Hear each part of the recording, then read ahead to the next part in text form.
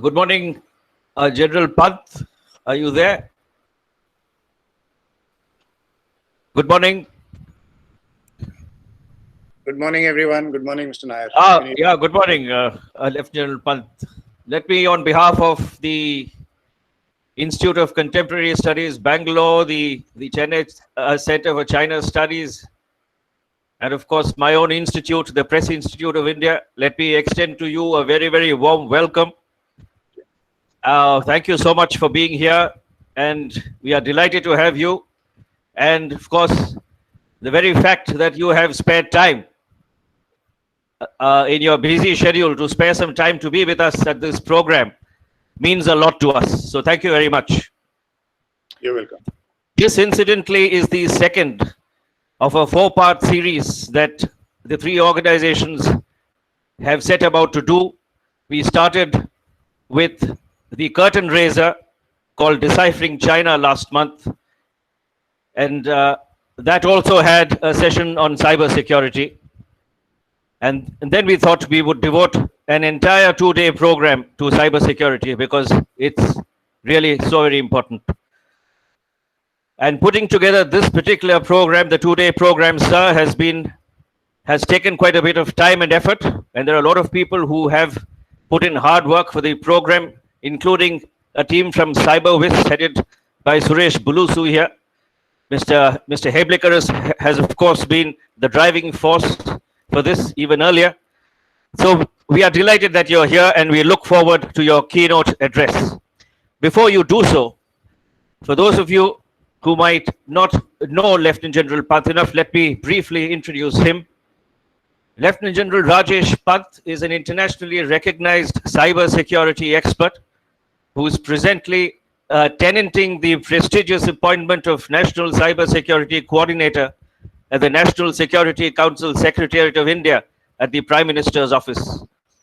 In this capacity, he is responsible for coordinating all activities across multiple sectors to ensure a secure and resilient cyberspace within India. Lieutenant General Pant holds a PhD degree for his research in the field of information security matters, information security metrics. He is an M.Tech from IIT Kharagpur. He has an MPhil degree from the University of Madras and a Master of Management Studies degree from Osmania University. Prior to this appointment, Lieutenant General Pant was the head of the Army's cyber training establishment for 3 years. He served in the Army Signals Corps for 41 years, wherein he was awarded 3 times by the President of India for distinguished service of the highest order. And consequent to his retirement, Lieutenant General Pant was chairman of a listed electronics company, a peer review member of the National Assessment and Accreditation Council, and governing council member of the Institution of Electronics and Telecommunication Engineers, India. Lieutenant General Pant brings to the table an interesting mix of military operations, academic excellence, corporate governance, and cybersecurity wisdom. We look forward to listening to you, Lieutenant General. Over to you. Thank you, Mr. Sashi Nair, and thank you to Mr. Heblikar. And greetings of the day to all the listeners of this very interesting webinar. I was fortunate to hear the last part of the panel discussion, and it is always good to hear Mr. Pavitra Rajan and his frank views. So thanks to Institute of Contemporary Studies, Bangalore, Chennai Center for China Studies, and Press Institute of India for giving me this honor. I should also thank Commodore Vasan. I don't see him here, but his persistence and insistence also made a difference. And I can also see my course mate from NDA, Admiral Muralidharan, as part of the panel. And that is why I'm wearing the naval tie today, just for information. So I think it's a very relevant and timely subject: deciphering China, cybersecurity, and securing India. And let me add that what Dr. Anuradha Rao was saying about what is India doing in cybersecurity awareness, this particular month of October is celebrated globally as a National Cybersecurity Awareness Month. And what we've done this time is something different. I've personally reached out to all the IT secretaries of the states and all the sectoral regulators and all the ministries of the government and requested them for a very focused awareness campaign. And I'm seeing the results sitting here that right since day one, there are these, jingles coming on the FM radio. There is an ad going around which Mr. Amitabh Bachchan has made. And when I get the feedback from what Tamil Nadu has done, what Karnataka, Telangana, and Delhi police have done in terms of holding quiz competitions and various other competitions and lectures for all the CISOs, etc., it's really heartening to see the awareness that is happening in India at the moment. And as if that was not enough, we have your institutes coming together and again in this month of October holding this very interesting webinar. As we speak, not too far from here, the 2+2 dialogue is going on. We are aware that these are the circumstances in which there is a standoff in the LAC. Today is also celebrated as the Infantry Day, by the way.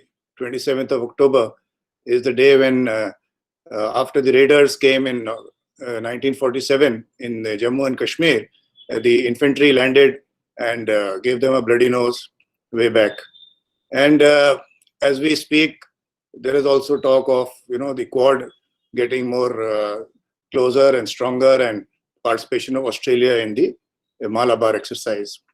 So in this environment, to discuss China, which people have always said is an enigma wrapped in a mystery, I think is very important.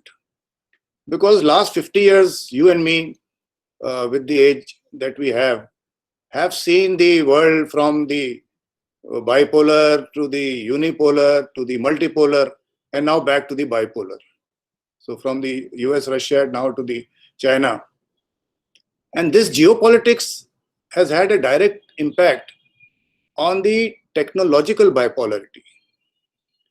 You are aware as we speak that in the last, I would say, especially the last 2 years, it started with a rude shock which the Americans got when they realized that China has stolen the march over them in 5G. And when they went into the background, they found that almost 30 to 40% of the patents are with Huawei. And when they realized that 5G is not a pure telecom network, but it is going to provide the basis for all the other sectors, including your vehicles, including agriculture, including not only telecom, smart cities, etc., then they realized how much of a control and how quietly and efficiently China has managed its way. Because in the last 5 years, whenever the meetings of the 3GPP used to take place in ITU, and the 3GPP is the third generation partnership project, which creates the standards for 5G. China used to send delegations over 100 people. Basically, it is an industry-led sort of a consortium. Whereas I don't know about the US, but I can tell you from India, it used to be in single digits. And that single digits also is very, very, just 1 or 2 people used to go from the DOT. And that is where the standards were being decided. So we missed out on that. We actually miscalculated very badly. So coming back to the US-China relationship, when the US placed Huawei in its entities list, since then we have been seeing one after the other, some measures being taken by both the sides. So we have the various laws coming out by their FCC, etc. We have the clean network, which people are discussing. I'm sure all of you have heard on what the Americans are doing. They are creating a clean path, a clean network, a clean submarine cable, a clean component. So anything less China, they're calling it clean. Then in the European arena, in the EU, we have what is called as the Prague 5G security proposals. And there also, if you see the Prague proposals, it is all hinting at a non-China solution. So this is on one side, you have the US and the Western, the Europe sort of a technology nucleus. On the other side, very interestingly, China has now proposed a new internet protocol to the ITU. So whatever Pavitra was saying, that the splinternet and the balkanization of the internet, it's heading that way, because they are saying, why should we have the control with the Americans and the root servers that he was talking of. So a new internet protocol has been proposed by China. Recently on 8th of September, you would have heard their Prime Minister, Mr. Wang, announcing in an international seminar that they are going to have what is called as the GIDS, the Global Initiative on Data Security. So they've got 8 principles of that GIDS. And so as if that was so not enough, they've come out with a new data protection law. So on one side, China is coming out with a holier than thou sort of a attitude to their own spheres of influence, that we are the ones who can give you a very fair sort of a internet base with all data protection, etc. And on the other side, we have the Americans. So this is the situation we are in. It's a very complex and interesting situation. So you see, as far as China is concerned, there is no doubt that over the last few years, they have concentrated a lot on propaganda and surveillance. Totally focused on propaganda and surveillance. Recently, we had this case of the Zenhua Data Information Technology Company. You may have heard of that, when around 14 to 16 September, the Indian Express had published those articles. I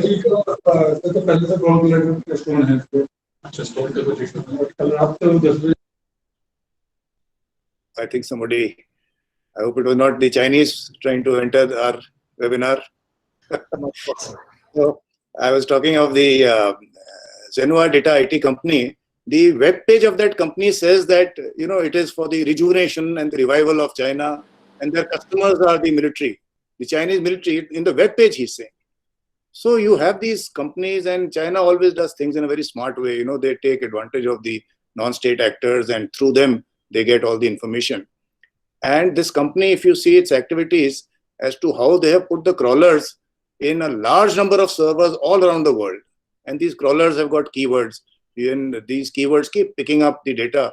And then, you and I may not realize that what we post in Facebook individually, it may not make a difference. But when you connect the dots, it becomes a story which has a military value. And that is what they've been able to create, that 80% of what they have collected has a military value.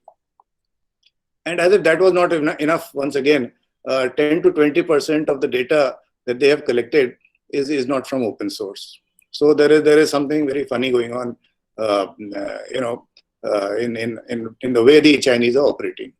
So organizationally, I do not know whether you've discussed it in the seminar or not, but we are aware of that earlier they had the second, third, and fourth departments. The second one was dealing with the traditional espionage. The third one was dealing with your cyber aspects, CNA and code breaking. And the fourth was dealing with LNT and EW. Now, all that has been reorganized, and they've, put it all under the Strategic Support Force. And then they've got the links with the Ministry of State Security, MSS, and the Ministry of Public Security. And then they have created an apex organization, which is directly under Xi Jinping. So I'm not going into details. I have the structure in front of me as to how they organized. I'm sure your Center of Contemporary Studies, and I hope you people are in touch with the MEA organization, the Center for Contemporary China Studies, where General Narasimhan is there. They've got a good setup with about 20-25 officers posted there. And I find the inputs coming from them are very well analyzed. So as far as manpower is concerned, they've got an official regular cyber army, then they've got a militia, a huge number of people who are supporting them. And their techniques are the advanced persistent threats in the espionage, the cloning information, the DDoS attacks, stealing data, all the aspects of cyber warfare are part of their scheme of things. And they're also very deeply involved in space cyber. That is something new that is happening. In fact, the United States has recently released a cybersecurity strategy for the space sector. And yesterday or day before, I got a mail that they have a conference called the DEFCON. In the next DEFCON, they are going to put a satellite in orbit, and there's a competition as to which hacker can hack into it first. Last year they had an aircraft. This time they're having a satellite. So space hacking and satellite hacking is also, it's a new sector these days. So there are a lot of high-end cyber weapons that the Chinese are into. So broadly, this is their capability. And what are we doing about it? I think a lot of questions, and Dr. Anuradha Rao also asked as to awareness and what is our strategy. Actually, our strategy is long overdue. I have been saying this earlier. We started last year in July when we felt that the existing 2013 policy, which is an excellent policy, which created, my office was created out of that policy. And the entire framework we have established in terms of our critical information infrastructure. The NCIIPC has been created under the NTRO. For cybercrime, the I4C, that is the Indian Cybercrime Coordination Center, has been created under the Ministry of Home Affairs. It's got 7 pillars dealing with forensics and threat analytics, etc. Then Ministry of External Affairs has got a cyber diplomacy division, and we've got for threat prediction, National Cyber Coordination Center, again under MIT. So our structures have come into place, and it was because of the 2013 policy. Now we have to go forward. So we have to now go forward in the sense that the aim of and the vision of that policy was to create a safe and secure cyber security environment for India. So that creation part is now over. Now we have to, as I said, go forward. And this new strategy, the vision of the new strategy is to ensure a safe, secure, trusted, resilient, and vibrant cyberspace for India's prosperity. So we are now going a few notches higher. And the strategy is going to cover a whole of nation approach with what is called as a CBDR, a common but differentiated responsibility. That means everyone is responsible for the national cybersecurity. So individuals have a different role, business has a different role, government has a different role, academia has a different role, but everyone has a role because it has to be collective effort for national cybersecurity. So then we are saying that cyber security is a strategic sector and it impacts the society, economics, and political domains. We are talking of data as a national resource. I'm just going over the broad headings because this strategy will come out very soon. It is just waiting for the CCS approval. And as you know, some elections, important elections are going on. Otherwise, it would have been out. We are talking of building indigenous capabilities, and I'm sure when it comes out, Mr. Pavitra Rajan will be quite satisfied with what all we are proposing. We are talking of an assured defense posture. This will be explained when the strategy comes out, but the only hint I can give is that if you see what the British strategy and the American strategy, they are talking of offensive defense. So something of that nature will be mentioned in that. We are also talking of a central apex body, legislative framework, including cyber insurance, cyber education, how to handle threat intelligence. That's a very important aspect because I find that different verticals are, handling threat intel in a different manner. We are thinking of creating a framework where you have a threat exchange, and from there people are given this threat intelligence.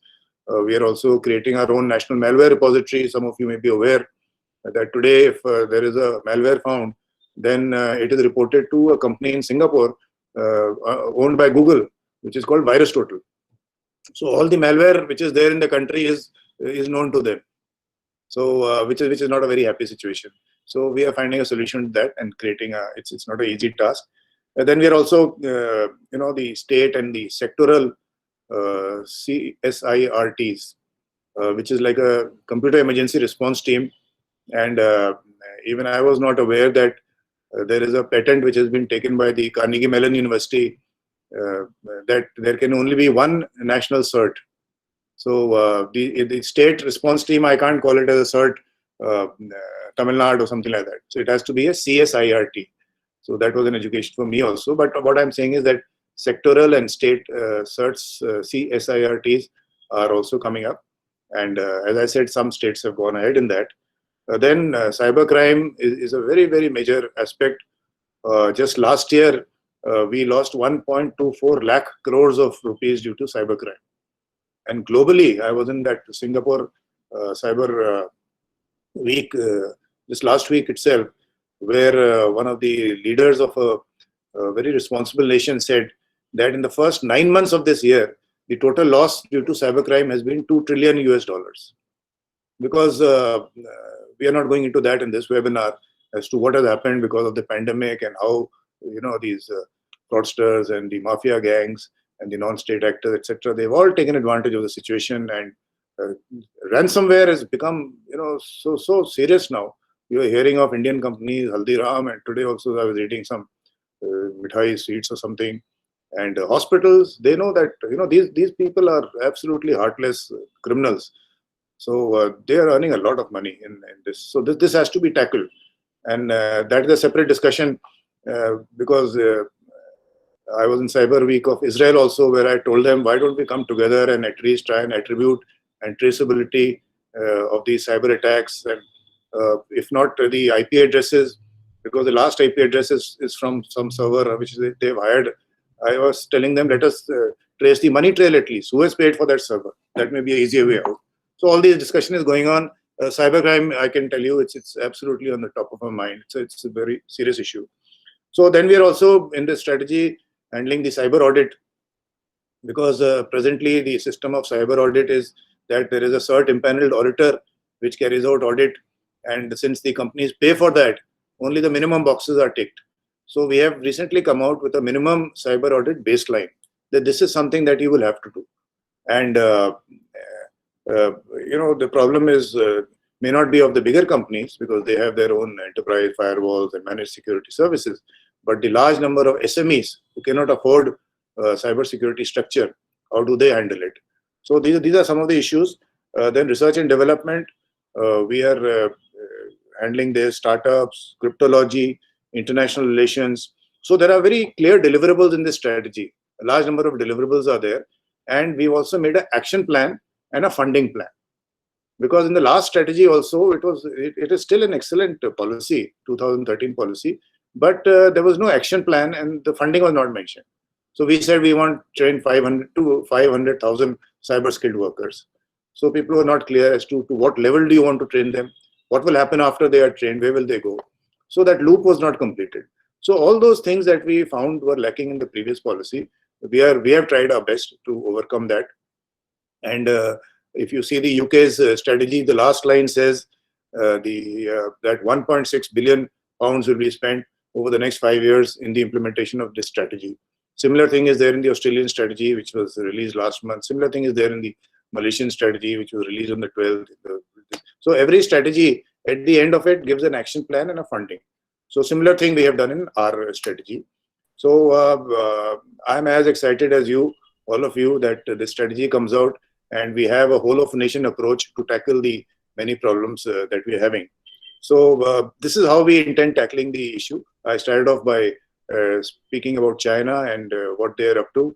There are many more things to discuss about China, but time is not with us. But I must compliment that these three organizations have got together, and you are doing such a good work at a regional level. So I wish you all the best. If there is anything, any support that you want from me, if there's any project or something where I can help, I control a small fund and I would be willing to help, because I'm paid for spreading this culture of cybersecurity so that it goes at least to the masses and throughout the country. So on that positive note, thank you very much for giving me this honor. And I wish you great success. Thank you. Jai Hind. Thank you, General. Commander wasn't here. I was always here. Just that I had not switched on my video. But thanks for your offer and great having you with us. Shashi, who's making the vote of thanks? Suresh Bulusu will have to just step in. Suresh, are you there? I'm very much here. Yeah, vote of thanks, please. Yeah. Mr. Rajesh Pant, that was fantastic. It was the way your narrative was very easy for us to follow. It was easy pace, and you gave us so many points, for us to feel happy in terms of as an Indian, first of all, and as a technician, specifically focusing on cybersecurity. This is what we have been doing for most part of our lives, working for various MNCs. So the good part which you spoke about is India's strategy. As you mentioned, long overdue. We are still working on the 2013 process, but you're building on that. You have got a lot of a plethora of bodies which are talking in this space. You also spoke about the CBDR. You spoke about new visibility and dynamic cyber security force, which is talking about safety, security, structure, and vibrant, which is exciting to hear about. And as people say, if you're not hacked, you'll be hacked soon. So you'll have to find ways of business continuity and de-risking. So it was amazing to listen to you about that. Part of the global initiative of data security, where China is pushing their points specifically in the data protection side. And we are talking about a national presence which will help not only the businesses or the government of India, but all walks of life, which is talking about legislation, which is talking about threat intelligence, which is talking about learning and training, which are important points which have to be pieced together to come up with a government which is talking about cybersecurity. You're talking about last year's the cybersecurity crisis, and more recently the Haldiram and Dr. Reddy's, which are stories which are coming in. Many times we see that when we approach probable clients, they are in denial of being attacked, and therefore they are sitting in a comfortable stage. But in the last few months, I've seen that it is actually shaking up every industry, whatever domain we are talking about. So thank you for a wonderful session, sir. It was wonderful to connect with you, and I hope to connect with you again soon on matters of interest. Thank you very much for the wonderful exchange of ideas.